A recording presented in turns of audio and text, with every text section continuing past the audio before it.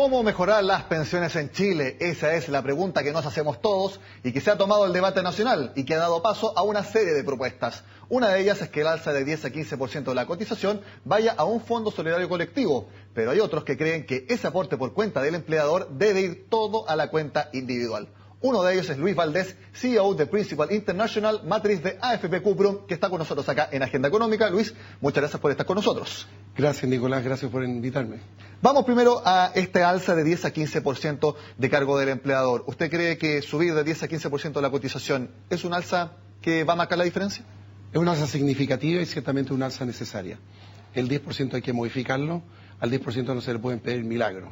El promedio de las cotizaciones en los países de la OCDE son 20% y más. Nosotros estamos funcionando con un 10% que fue instalado desde el año 1981, absolutamente insuficiente. Por lo tanto, independiente de quien aporte, empleador o empleado, es necesario mover ese 10%. Y en el 15% a nosotros nos parece que es un número adecuado, luego hay que pensar cómo se puede de alguna manera manejar mejor, pero ciertamente hay que subirlo. Independiente entonces si es por parte del empleador o del trabajador, parece que va a ser 100% del empleador, eso parece que es un hecho, pero es independiente a su juicio. A mí me parece que es importante que los empleadores se involucren en el tema de las pensiones. A mí me parece que es bueno y que es sano.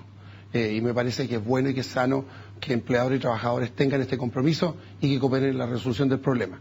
Todos saben, y los economistas saben, que en el largo plazo, quien aporta, si se le pone y se anota que aporta el empleador y aporta el trabajador, al final pierde importancia porque forma parte del costo salarial y por lo tanto no tiene mucha importancia que lo aporte. Pero sí, desde el punto de vista de la partida, hace una diferencia. Y a mí me parece que está muy bien que los empleadores se sumen a este tema.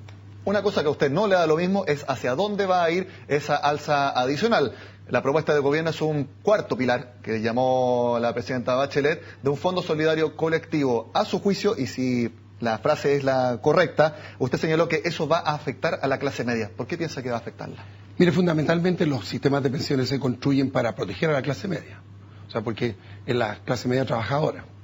Y justamente para ello está diseñado el tema. Entonces, por lo tanto, yo no he visto el mérito ni nadie ha visto un cálculo de cómo manejar este 5%. Pero la historia indica que si uno hace sistemas de semi-reparto y empieza a transferir renta de un lado a otro, lo que ocurre es que los grandes contribuyentes en estos sistemas son la clase media. No son ni los segmentos más pobres ni los segmentos más ricos. Los segmentos más pobres porque no están dentro del sistema y los segmentos más ricos por tanto pagos. Por lo tanto, aquí el grave problema o el grave riesgo es que se empieza a producir transferencias de riqueza afectando a la clase media. Ahora, el tema es el tope, porque hay personas que ganan mucho más que, por ejemplo, lo que sería el 15% de tope imponible. Entonces, claro, esas personas contribuirían con un porcentaje muy bajo de su renta a este fondo solidario versus una persona que, por ejemplo, gane 1.900.000 pesos, que justamente el 15% de su cotización sería hasta ahí el tope. Entonces, contribuiría con todo eso al fondo solidario, mucho menos porcentualmente y en comparación que una persona que gana más. Efectivamente, ese es el caso. Y el caso está en que si uno en el diseño de políticas públicas, uno debiera levantar el tope y decir aquí no hay tope. Pero la pregunta que se hace el ministro de Finanzas, bueno, el costo fiscal que tiene para mí dar este beneficio de aportar con impuestos diferidos, probablemente no estar muy contento. Y número dos, ocurre que en el diseño de políticas públicas, la verdad es que las personas que pueden resolver sus problemas por sí solos no deberían ser preocupación del Estado. Luis, ¿qué le parece durante el anuncio del presupuesto esta alza inmediata a través de un proyecto de ley de 10% en el pilar básico solidario? ¿Es algo que ayuda en este tema? Mira, esto ayuda en este tema, esto ayuda ciertamente, pero aquí voy a hacer una distinción. A mí me parece que también en esta discusión del tema de pensiones es supremamente importante tratar de dividir dos problemas que se están empezando a confundir. Un tema es el tema de las personas que han trabajado y han cotizado no lo suficiente para tener una pensión razonable, mínima y digna. Y el otro tema es la pobreza. Y aquí se están confundiendo dos temas requete contra importantes. Y uno de los temas que hay que destacar, que en Chile lo que está ocurriendo es que este es un caso inédito, en que este es un país emergente, que aún no es rico, que envejece. La gran mayoría de los países que han envejecido, y que hoy día se pueden considerar países viejos demográficamente, fueron ricos antes de envejecer. ¿Y no somos ricos y nos estamos envejeciendo porque falta ahorro? No, básicamente porque falta más desarrollo económico y más crecimiento económico, pero fundamentalmente lo que está ocurriendo es que está empezando a aparecer un segmento de gente pobre adulta, que no existió en la historia, porque es lo que está ocurriendo. Entonces se está empezando a confundir en un segmento dos problemas. Un problema de pobreza y un problema de insuficiencia en las pensiones en la masa de las personas que trabajaron. ¿Y usted cree que este 10% de aumento en el pilar básico solidario apunta más a ese foco de pobreza, más que al tema de las pensiones?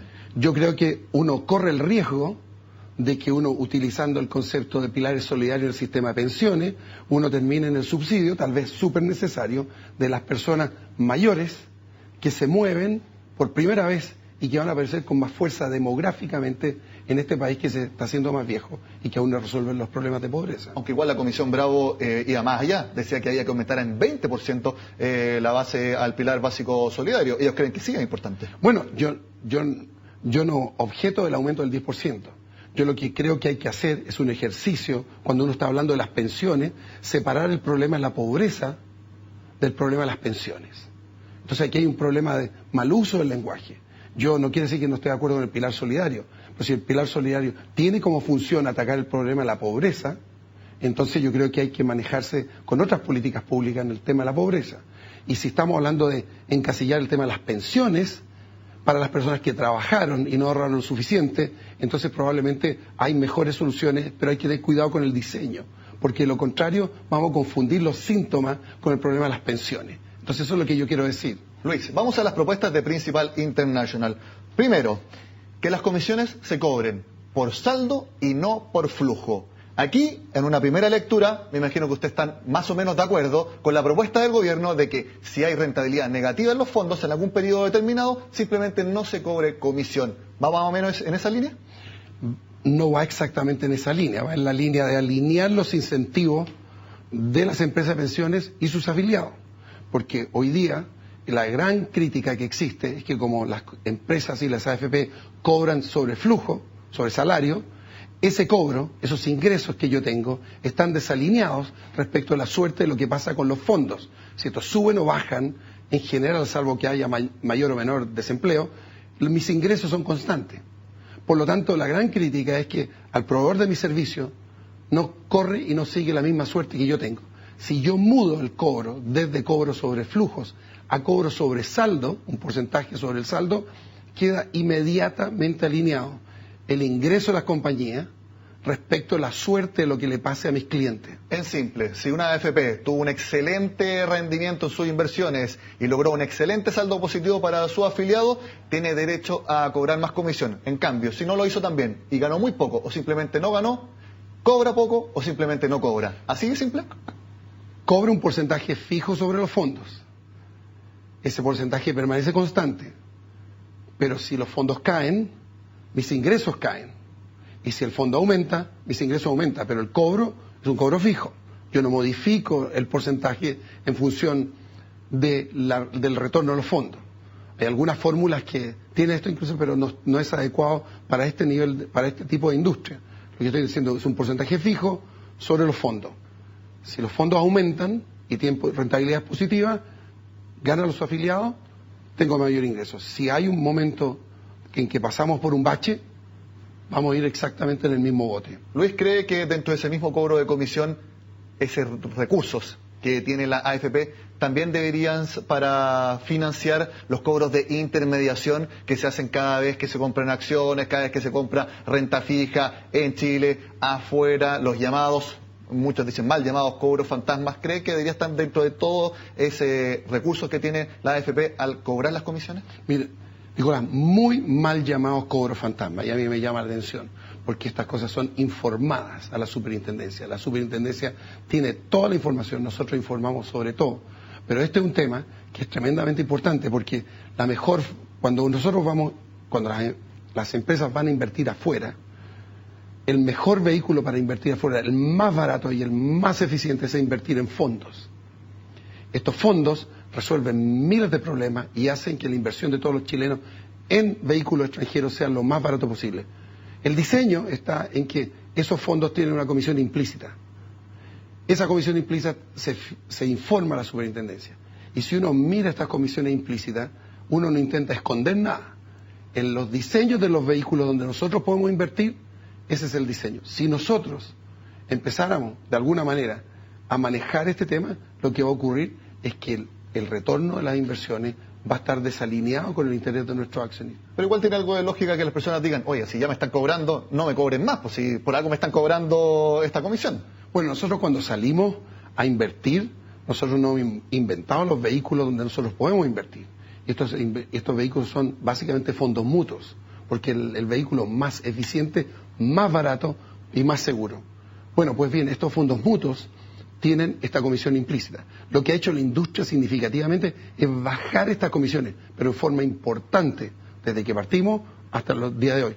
La superintendencia pone énfasis en que esto se haga bien y que esto se haga al menor costo posible. Así que yo diría que en la medida que vayamos avanzando, este costo, que no está escondido, sino que además está informado y cualquier persona podría ver, es un costo que es parte de la operatoria de invertir dinero en el exterior. Luis, nos queda poco tiempo, quedan dos propuestas de ustedes. Uno, lo que llaman un pilar grupal, un APB colectivo, y que ya estaba funcionando en Chile, pero que ustedes creen que debe darse una vuelta de tuerca, porque hasta ahora no ha sido muy atractivo, ni para las empresas ofrecerlo, ni tampoco para los trabajadores exigirlo. Aquí hay una gran oportunidad, Nicolás, gran oportunidad, porque el 5%, y por eso que de la propuesta del gobierno hay ciertos elementos que hacen bastante sentido. El 5% a nosotros nos parece que fundamentalmente, salvo otro tema, debiera ir a las cuentas individuales. La pregunta es cómo debiera ir. Nosotros estimamos que hay que apalancar este 5%, que es aporte de los empleadores, en planes grupales por empresa. Esto tiene un montón de temas y un montón de beneficios. Entonces, y además se pueden producir ciertas multiplicaciones por lo que se llama la campaña 1 a 1, en fin, como uno diseña estos planes. Las empresas.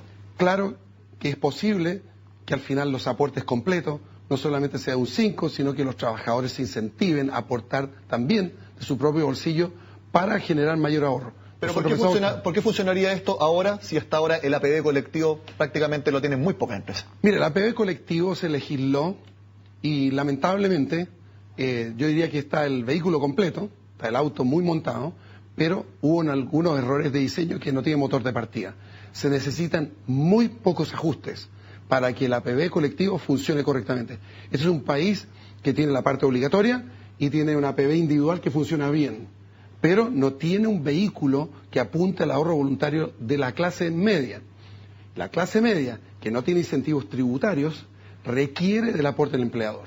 Y este 5%, que es una propuesta que viene del Ejecutivo, que es un aporte del empleador, es el que nosotros pensamos que hay que pensárselo nuevamente, que si uno lo aplica a planes grupales por empresa, tendría un efecto extraordinariamente importante en expandir el ahorro, tanto obligatorio como voluntario en la clase media. Luis, nos queda un minuto para la última propuesta. Quieren cambiar el sistema de multifondos dividido en A, B, C, D, E, y que sea uno más dinámico y que vaya cambiando a medida que nosotros los clientes vayamos envejeciendo. ¿Qué es lo que proponen exactamente? Nosotros estamos proponiendo traer las mejores prácticas de otros sistemas de pensiones más desarrollados que funcionan bien, mejor, más barato y con menos riesgo.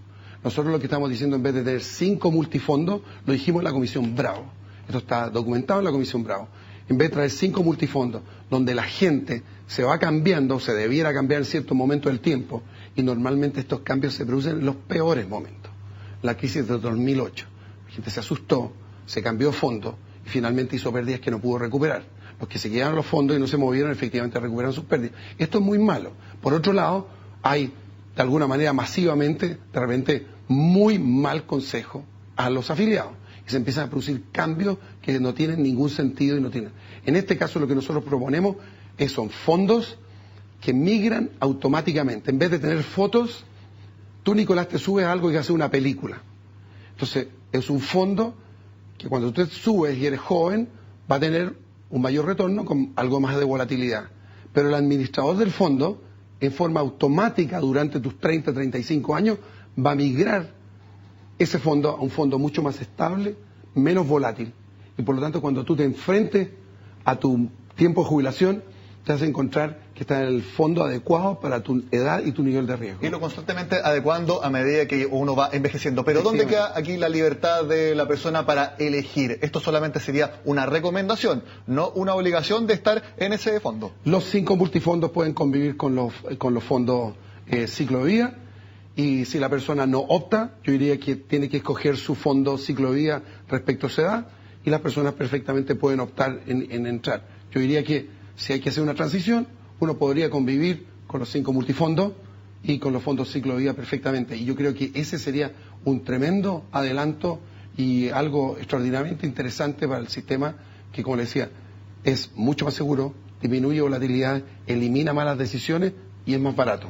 Luis Valdés, CEO de Principal International, muchas gracias por estar en Agenda Económica. No, muchísimas gracias a ti.